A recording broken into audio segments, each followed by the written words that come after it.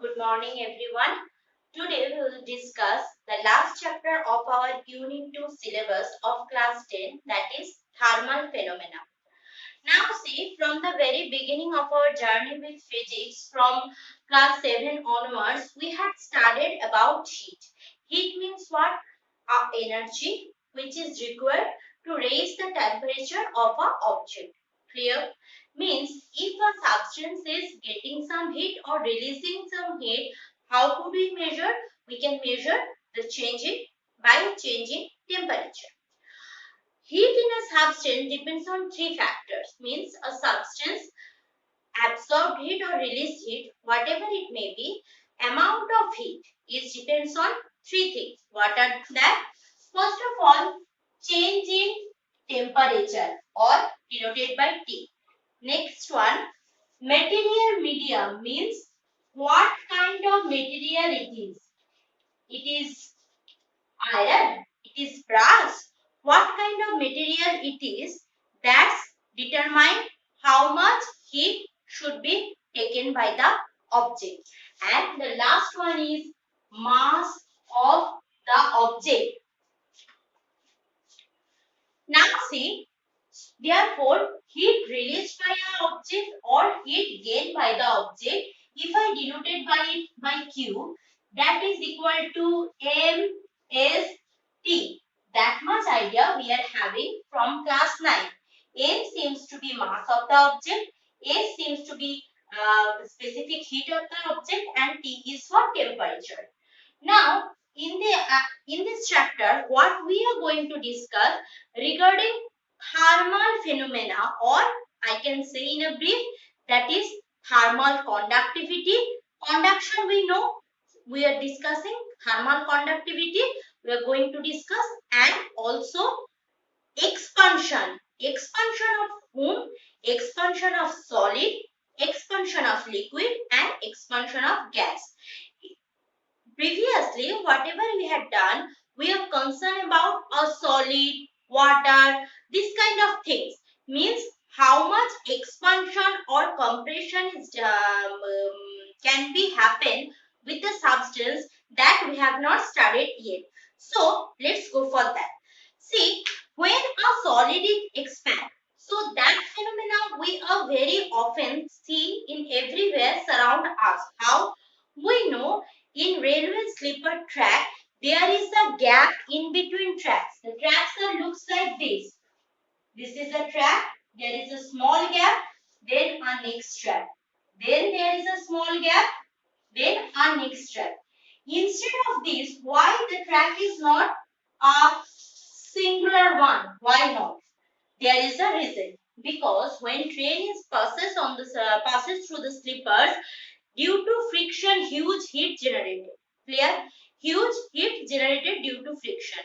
Now, if heat generated, there will be a expansion of the solid. Now, if the solid expand, means its volume will change, volume will get increased. So, if volume will get increased, then the object need space where it should keep itself. Means if this is my railway sleeper, this part and these parts are fixed, and that time a train is passes on the railway track, then due to the generation of heat, volume of the railway track get increased. Now if volume of the railway track get increased and we do not give the space to the railway track, what will happen? This railway track will bend, and for that the rail will get detached from the railway track and accident might be happen. That's why in railway track small tracks are given. So when the heat is generated, there are engineers who are calculating how much heat can be possible, maximum amount of heat can be possible due to that friction. So there is a standard value depending on the velocity of the rail, means how much frictional force is how much frictional heat is happening occurring there. So part this part will be compensated by that increased volume. Clear? That's why small gap is remained in between the railway track. Now coming for this all explanation given, you just go through once because you need it for MCQ and short question. Acha. Next, see in bridge, the over bridge, we can see there are two terminal. I am showing you. Suppose this is a bridge, over bridge. This is a bridge.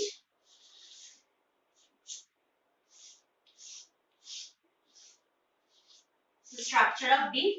Through here, cars are getting inside the bridge. Then through here, cars are getting depart from bridge. Now you can see one portion of the bridge. If you see carefully, one portion of the bridge is fixed with a beam or something, and other portion, suppose this portion, there is a wheel. Few wheels are there, and these portions are inside a empty portion. Means what is happening when due to change in heat, car is going, trucks are going from there. So due to friction, heat will generate it, and also specifically maximum bridge are made by metals. Means what? If there is a change in temperature in surrounding, so little bit or more than that will be a expansion of that bridge, a little bit expansion. So what is happening when due to the increase of temperature, the metal of the bridge get expand, so this wheel will move towards the inside this hollow portion, and bridge will be in equilibrium, and when there is a compression, bridge will move away from this portion and there is a equilibrium. Now suppose there is no wheel system. So this portion and this portion, already this portion has been fixed and this portion will be fixed.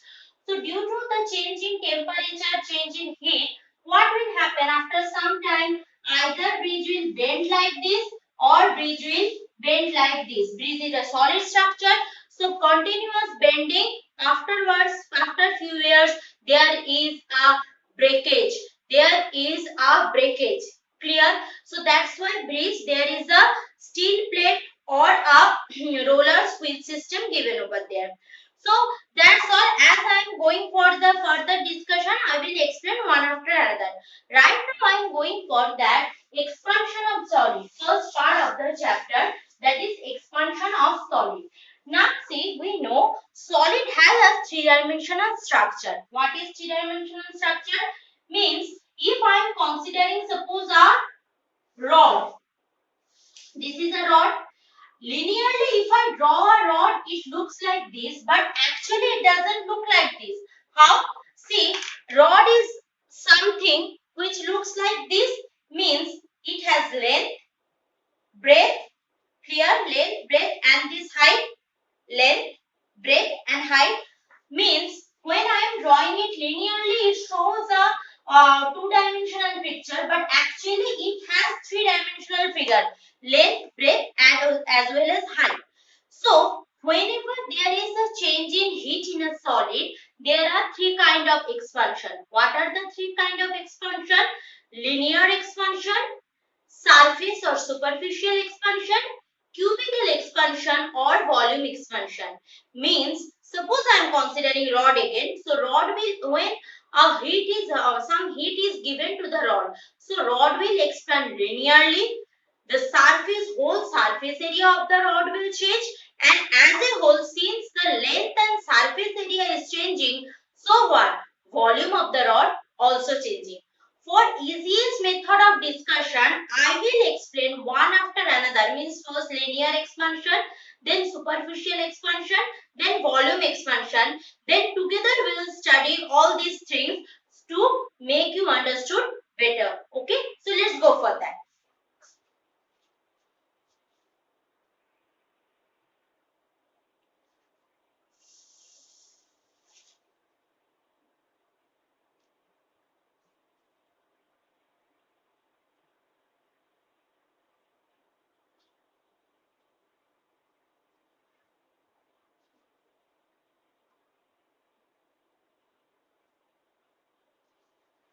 Now coming for the linear expansion. For our easiest method of discussion, I am considering, suppose I am having a rod. Rod means here I am considering only length of the rod. Means I am considering that if I am giving heat, changing heat of the rod, only length of the rod is changing. If I am giving heat to the rod, only length of the rod is changing. So suppose I am giving initially at 0 degree Celsius, the length of the rod is L0. At 0 degree Celsius, length of the rod is L0. I am increasing the temperature. Suppose right now my temperature of the rod is T degree Celsius. Means 30 degree, 40 degree, whatever as my requirement I had changed. So obviously there will be the expansion, linear expansion I am considering. So obviously length of the rod will be changed. So this was the initial length and this is my final length at T degree Celsius. So suppose the length of the rod at T degree Celsius is LT. Clear? So it is seen that when I am changing the length, changing the heat of a substance, there is a increase of length. How much increase? How much increase? It was the initial length. It was the final length. So change in length actually it is LT minus L0. I think no confusion. So change in length is LT minus L0. Clear? Now if this is my change in length, after so many experiments done by the scientists, they got few corollary from that. The few they gave few characteristics of linear expansion. What are that? The change in length depends on the initial length or from where we had started our journey. Means how much increased will be, how much increment will be done, or how much will be the increase in length, that is proportional to L0 means the length from where we started. Means if you are having a 1 meter rod and you are having 1 centimeter rod, so I am telling you, if it is a 1 centimeter rod and if you are giving heat, the length change in 1 centimeter rod is very small comparable to the length change by 1 meter rod. Now why that is? Explain. See, if this is my substance, solid substance composed of what? Composed of molecules. Means in this solid substance, molecules are like that, side by side situated, compact manner. They are situated side by side. Now, if I am changing temperature, changing heat. Changing heat means there will be a increase of intermolecular space between the molecules.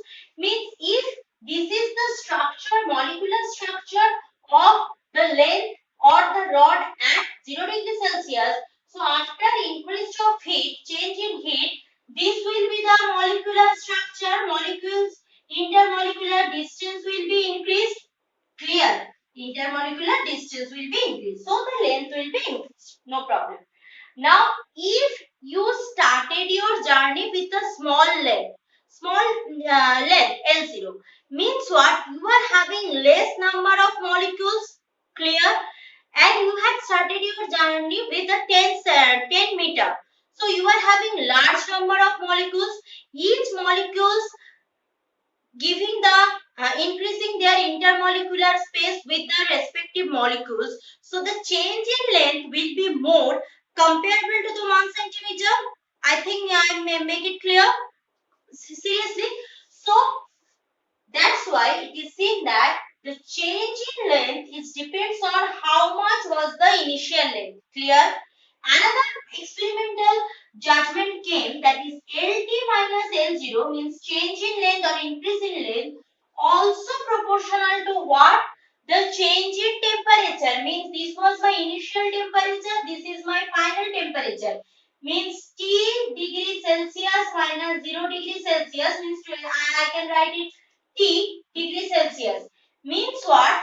If you are changing your temperature from 10 degree to 30 degree Celsius, the increase in length comparable small if you are changing your length from 10 degrees Celsius to 100 degrees Celsius. As in the discussion, starting discussion of my class, I stated you that is absorption of heat or releasing of a heat of a substance is depends on three factors. What are those factors? The factors is mass of the substance, changing temperature of the substance and material of the substance. If I am keeping apart material of the substance, just concentrate on temperature and what and mass of the substance. So more heat means more temperature. So from that, more temperature means more heat has been absorbed by that substance.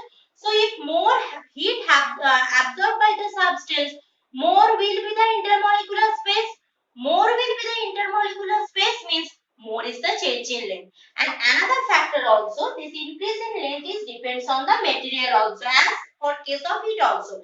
Because if it is iron, it is silver, it is something other metal, depends on that, the change in length also depends. So you had done in mathematics variance principle. So LT minus L0 proportional to L0, LT minus L0 also proportional to T minus 0 degree Celsius. So from these two equation, what I can write, from these two equation I can write LT minus L0 is proportional to L0T. Clear? L0T. To eliminate this proportionality sign, I need a constant value. Just like heat, here the coefficient of proportionality will be a constant, that is LT minus L0 will be equal to alpha. Alpha, it is not radioactivity, is alpha. Alpha L0T. This alpha is called coefficient of linear expansion. Coefficient of linear expansion. This is the proportionality constant in this law. This alpha is called coefficient of linear expansion. Why it is coefficient of linear expansion? Because it is the ratio of LT minus L0 divided by this whole factor. So if I want to define what is alpha, therefore from this, alpha will be equal to LT minus L0 by L0T. What will be the unit of alpha? See, LT minus L0, both either in centimeter or meter, means unit of length. So from this I will get, suppose meter I am getting. Here L0 means another meter, and for T it is degree Celsius. So meter will be cancelled out. So unit of alpha is equal to degree Celsius inverse or Kelvin inverse. Remember that. Unit of alpha is degree Celsius inverse or Kelvin inverse. Clear? Now see, this is the increase in length. Increase in length. If I want to calculate what is my final length, so just I need to do a little bit alteration. So LT, from this equation what I can write, LT will be equal to, keep this L over here. So alpha L0T plus L0, keeping L0 outside, L0 into 1 plus alpha T. This equation needed, this equation needed, this equation also needed, because these three equation you need to keep in mind to do mathematics, to numerical problems and few other explanation what are the next part of this chapter. So alpha is called the linear expansion coefficient. Obviously, alpha is a material dependent phenomena. For silver, alpha has a specific value. For brass, alpha has a specific value. For iron, alpha has another specific value. So this is the change in length. This is the initial length. This is the temperature, and alpha is that material dependent property, that is the linear expansion coefficient. Linear expansion coefficient. So this is all about linear expansion. Now I am going for the surface expansion or superficial expansion of solid.